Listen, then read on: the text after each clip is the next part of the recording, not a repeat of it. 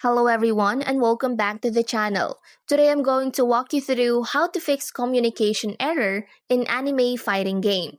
The first thing you can do is to open your search bar on your computer and type ncpa.cpl. For this time, a window will pop up. Choose the Wi-Fi option, right-click and select Properties. In this part, you just have to select Internet Protocol version 4.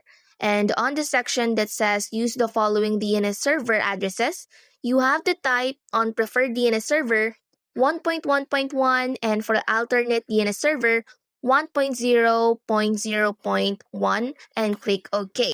If it still doesn't work for you, go to your search box again and type command prompt. Once you see it, instead of opening it, run it as administrator. Wait for it to load and the black window will pop up.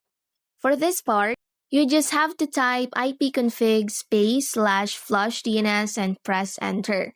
After pressing enter, you just have to wait for it to load and indicate that it has successfully flushed the DNS. After doing that, just restart your computer and check if the issue persists.